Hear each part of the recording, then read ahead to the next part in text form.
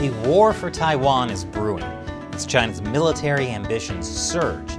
Can the world turn back the tide?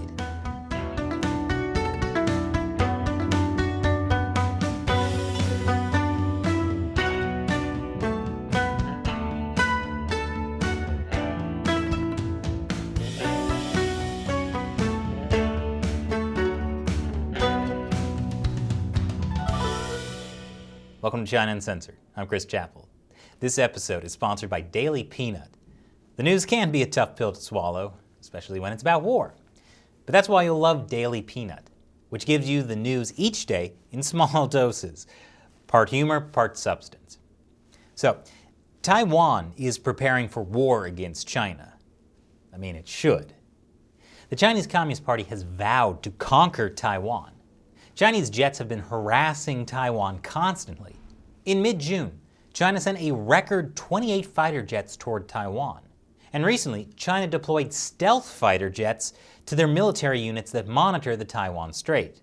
That deployment was announced on Chinese state-run media, which seems kind of counterproductive, since they're supposed to be stealth jets. Look at how stealthy our jets are. Here's exactly where we're sending them. But the Chinese military's increasing incursions on Taiwan's airspace have put a tremendous strain on the Taiwanese military as well as the Taiwanese people. Now, in an interview with CNN, Taiwan's Foreign Minister Joseph Wu says Taiwan is preparing for war. So we need to prepare ourselves for a possible conflict. A war between Taiwan and China is in nobody's interest. At the time when China is trying to expand its authoritarian influence, Taiwan is on the front line. China's expanding authoritarian influence is exactly why the US has been increasing support for Taiwan. That's true of both the Trump and Biden administrations, and that tells you something. Recently, the US and Taiwan agreed to hold regular talks on issues ranging from technology supply chains to meat imports, following their first trade and investment framework agreement meeting in 5 years. And Taiwan is pushing for a free trade deal with the US. Obviously, the Chinese Communist Party is not happy about any of this. It interferes with their plan to make Taiwan completely dependent on China economically. Actually, that's pretty much their plan for the rest of the world, too. Anyway, the Communist Party has particularly been targeting Taiwan's Foreign Minister, Joseph Wu.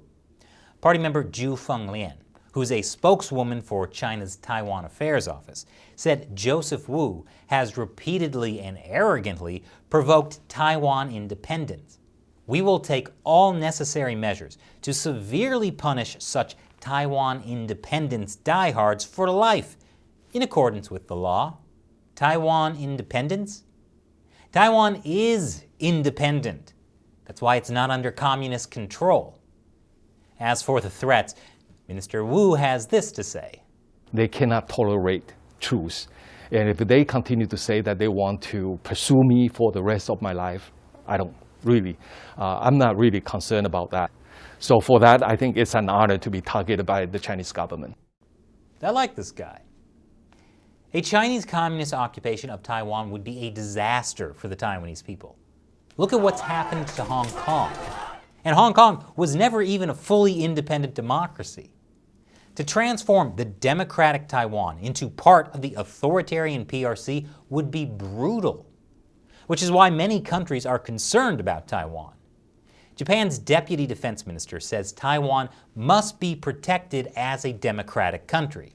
And yes, he called Taiwan the C word, country. He also said the world needs to wake up to China's threat to Taiwan. China responded by saying his comments were highly sinister, dangerous, and irresponsible. What's really sinister and dangerous is the Communist Party's military ambitions in the South China Sea. All of China's neighbors are worried. Chinese warplanes have skirted Malaysia, aimed at showing dominance. Indonesia and the US are building a multi-million-dollar maritime training center together to counter China. And the US State Department just approved a multi-billion-dollar arms deal with the Philippines, the biggest one yet. And that's specifically to enhance the Philippines' minimum deterrence capability as it grapples with an ever more assertive China in its adjacent waters.